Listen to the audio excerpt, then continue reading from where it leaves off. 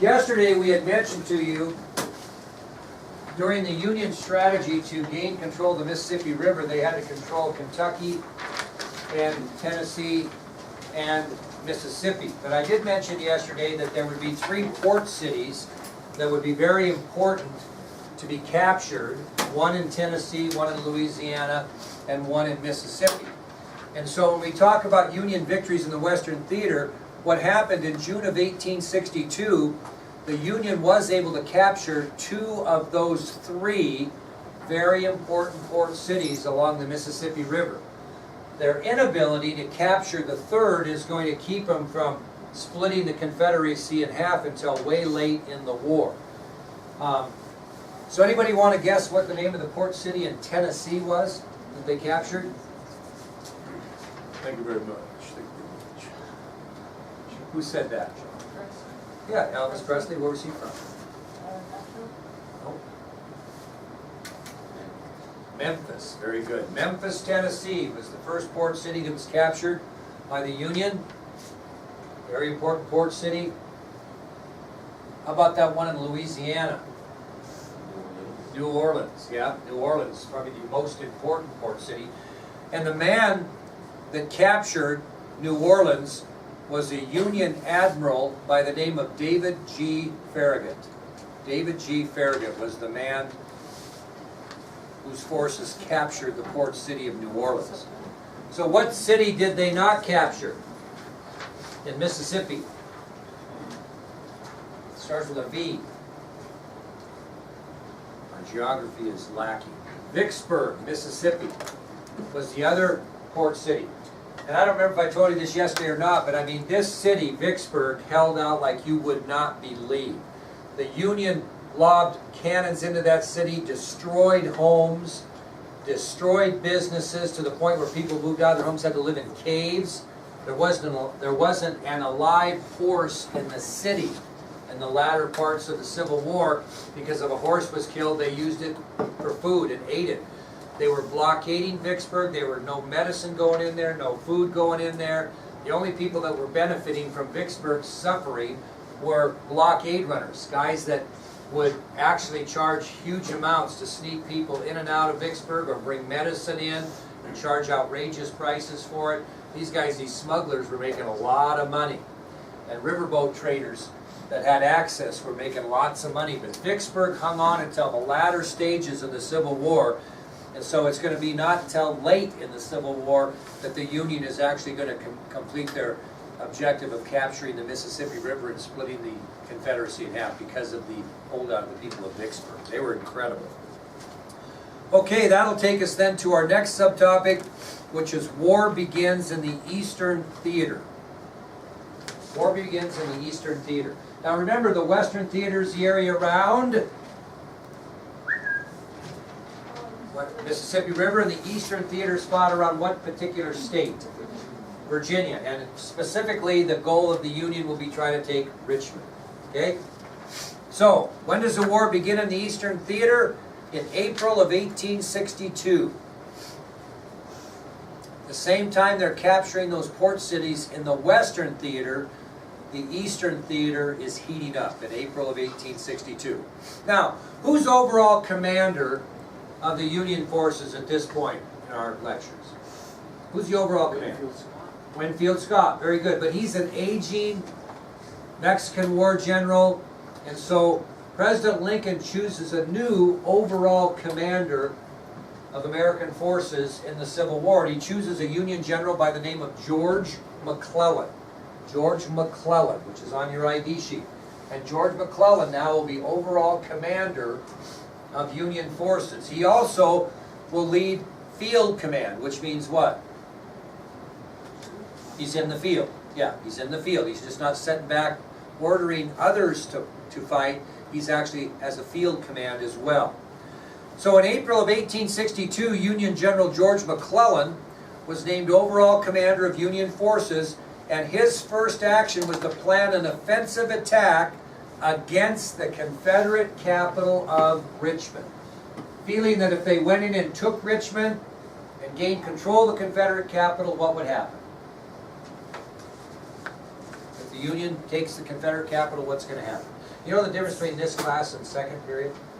Not intelligence, but introversion. Second period just blurts out answers. This class is quiet, so you got to quit being so quiet. And what's going to happen if the Union capture Richmond? Yeah, Confederacy would be over. They'd win the Civil War. That's the goal. So General McClellan plans this offensive against the Confederate capital of Richmond. However, he's a little concerned about protecting the Union capital of Washington, D.C. as well. So what he does is he orders General Irvin McDowell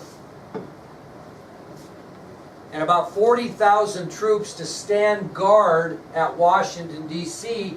while he takes a significant number of troops and marches towards Richmond. So he kind of splits up his regiment, right? He takes 40,000 and tells General Irvin McDowell, I want you to protect Washington, D.C., guard it from any Confederate attack. He would take about twice as many troops with him, and they are going to march across the Potomac River towards Richmond, Virginia. So, in April of 1862, McClellan's named overall commander. He's a field commander also. He decides at that point that he's going to take on an offensive attack against the Confederate capital of Richmond. But before he takes off and marches towards Richmond, he leaves Irvin McDowell, General McDowell, and about 40,000 troops in the vicinity of D.C. to protect that city or guard that city. He takes about twice as many soldiers, goes across the Potomac River, and by mid-May, he is just a few miles from Richmond. Okay? So by mid-May, he's just a few miles from Richmond. Now, I just would tell you that George McClellan was what we would call a cautious commander, or a conservative commander, which means what? Doesn't take what? A lot of risk or chances. So rather than attack the Confederate capital when he gets within a few miles, he stands fast and waits for reinforcements. He's going to reinforce himself prior to the battle. Once his reinforcements gets there, then he will make his offensive attack against Richmond. Does that make sense? So, he's a conservative commander, and he's going to choose to stand fast and wait for Union reinforcements to join him. Then he'll go on the attack. Now, you think the Confederates, Carter, have scouts out and stuff, and they kind of get an idea they're coming? And do you think those same scouts know that these reinforcements are coming? So if you're Robert E. Lee, or whoever's commanding, I gave it away, but if you're the commanding officer of the Confederates, what might your strategy be to protect your home capital? Maybe to let you go on the offensive. You want the Union to come to Richmond? And here's McClellan, 4 miles out or so, a few miles out, waiting for reinforcements. What might you do to hamper his efforts? Well, you don't have that many because your population's not as good. Go meet him. You're going to try to cut off those reinforcements, right? Make sure they don't get there. And the man that's given the job to do that, and we talked about him a little bit yesterday, was Confederate General Thomas Stonewall Jackson, who had gotten his name at the First Battle of Bull Run. It will be his job to take about a third as many men to try to engage those Union reinforcements so they do not get to McClellan. So because, again, in May of 1862, McClellan's troops are within a few miles of Richmond, they're going to stand fast and wait for reinforcements. Those reinforcements aren't going to get there, Mackenzie, because Confederate General Thomas Stonewall Jackson is going to take about 18,000 men and engage those particular troops in the Shenandoah Valley in Virginia. And basically what Jackson's going to do with this third as many troops, he's going to harass these reinforcements and divert them and make sure that they do not get to join McClellan. So with only 18,000 soldiers, General Jackson fights engagements in the Shenandoah Valley, and he defeats these Union reinforcements with only a third of the men that they have. So, the Confederate strategy then will be to go and attack McClellan outside of Richmond without him getting these reinforcements, and this Confederate attack against McClellan goes down in Civil War history as the 7 Days Battle. Just like it sounds, 7 Days Battle. So, again, if you're following me, McClellan's waiting for reinforcements, he ain't going to get them. Because General Stonewall Jackson and his 18,000 men have engaged those reinforcements and defeated them, and they will not unite with McClellan. As a result of that, the Confederates decide to attack McClellan's troops that few miles outside of Richmond, and that battle between McClellan and the Confederates will go down in Civil War history as the 7 Days Battle, which means it lasted how long? 7 days, from June 25th to July 1st, 1862. So this 7 Days Battle will be fought just outside of Richmond, Virginia, from June 25th to July 1st of 1862. The point, I kind of gave this away, this will be the first battle in which Robert E. Lee will be commanding Confederate troops.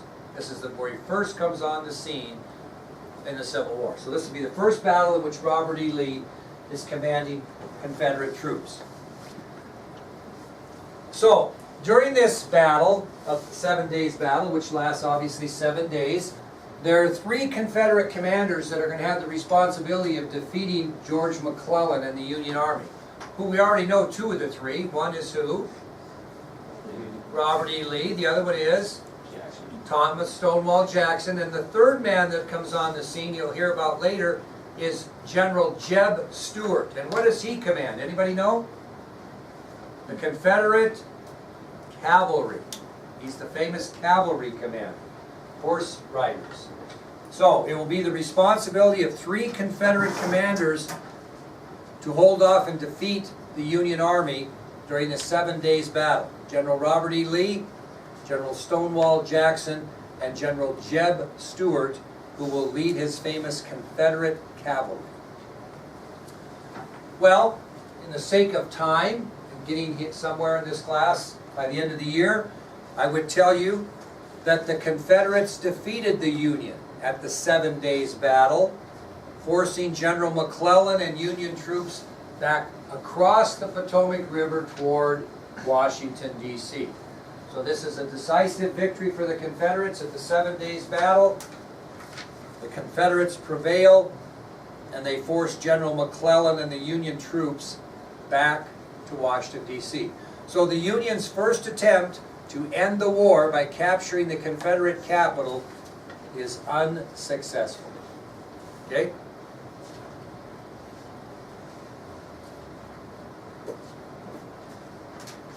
Well, that'll take us to the second battle of Bull Run.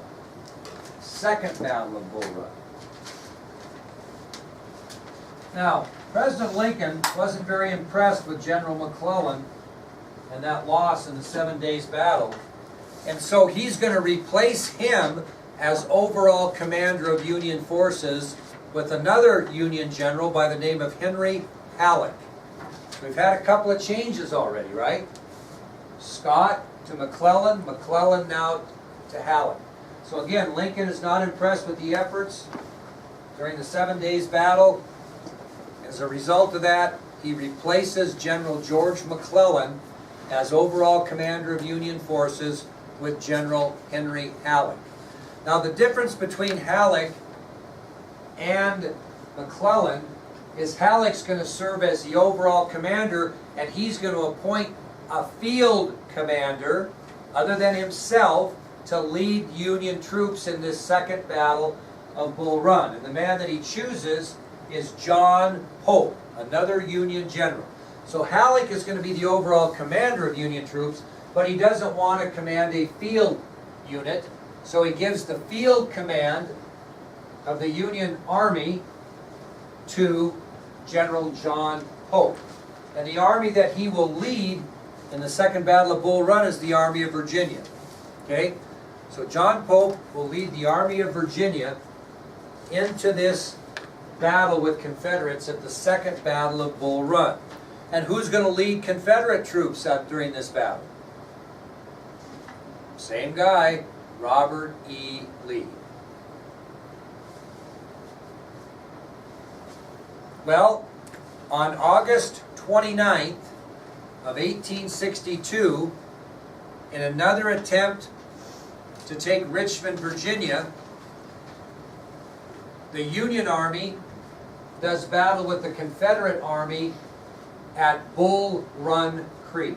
This will be the second go, right? So on August 29th of 1862, General Pope's going to make another run at Richmond, Virginia, and he's going to engage the Confederate Army under the direction of Robert E. Lee at Bull Run Creek. And again, for sake of time, I will tell you that the Confederates hold the day and force Union troops back across Bull Run Creek, right back to Washington, D.C. So the Confederates hold the day on the Second Battle of Bull Run. They force Union troops back across Bull Run Creek and back to Washington, D.C. Well, Lincoln's not very happy with Halleck, so he changes overall commanders again back to McClellan. So another change. So Lincoln is not happy with Halleck's direction, and he decides he will give back the overall command to McClellan. Now, if you're the Confederates, how you feeling about yourself? Yeah, I mean, you kicked the Union's butt every time you fought. So you're going to get a little bit confident. You decide, you know what we're going to do? We are going to do two things. We're going to go back and try to recover some of this lost ground in Kentucky and Tennessee. Remember the ones the Union took over? We're going to go back and try to get some of that back. But more importantly, we are going to invade, go on the offensive and invade the state, the border state of what? Maryland. And why they want to do that, we'll tell you in a minute. So Lee's pretty confident. They have defeated the Union in every battle thus far. So now they're going to think offensively. Well, you know what we're going to do? We're going to go back in the Western Theater, and we're going to try to take Kentucky and Tennessee back, which we'll talk about later. But more importantly, we're going to invade Maryland, the border state. Now, I want to make a point about a border state. Whose laws does a border state still follow? The Union. They're still part of the Union. They just have said we're going to be neutral because they haven't seceded from the Union. So they're still under the Union direction. So an invasion into Maryland, into a border state, not technically, but is an invasion of the South into the North. Now, that'll take us then to our next subtopic, which is the Battle of Antietam. The Battle of Antietam.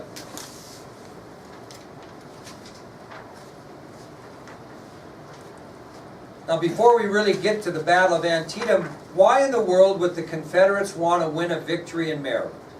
Why would they want to do that? Well, you're close, but again, first of all, what are they trying to do with Maryland? Trying to get Maryland to do what? Secede and come into the Confederacy. So their first goal is if we go in and win a great victory in Maryland, they will then join the Confederacy. Okay, that was their first objective in going into Maryland.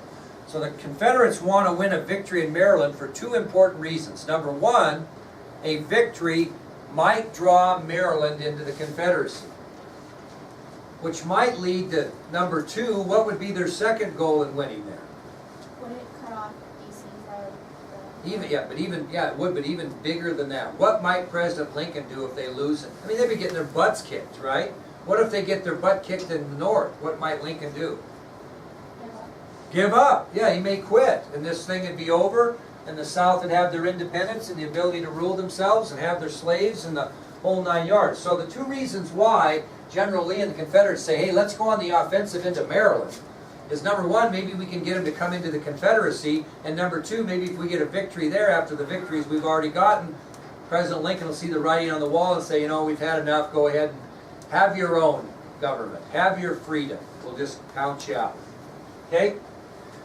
So Lee then confidently marches his troops from Virginia into Maryland to engage Union troops at what will be called the Battle of Antietam. Anybody know why it's called the Battle of Antietam?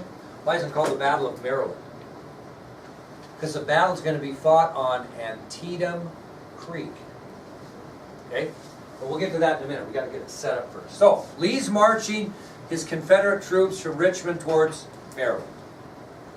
And guess what they seize on the way, ironically? What does General Robert E. Lee seize on his way to Maryland that he defended as a colonel prior to the war? Think about that. Third class couldn't get it. Arsenal at Harper's Ferry. That's exactly right. The arsenal at Harper's Ferry. How ironic is that? The one he defended against John Brown when he was a Union colonel, he now seizes as a Confederate general on his way to Maryland. So as they're marching, they seize the Union arsenal at Harper's Ferry, Virginia. Very good, Luke. And they continue their march into Maryland, very confident of victory. Now, what are the Union going to be doing as they know they're coming? What are they going to be doing initially to find out their position and that type of thing? They're going to send scouts out. So the Union scouts are out. And something happens at this point that may have turned the course of American history. What happened is these scouts are out trying to figure out where the position is of the Confederate advance. They look on the ground and they find 3 cigars wrapped in a piece of paper. Okay, pretty good find, I'll bet, for them, right? You like cigars especially. So they find 3 cigars wrapped in paper. What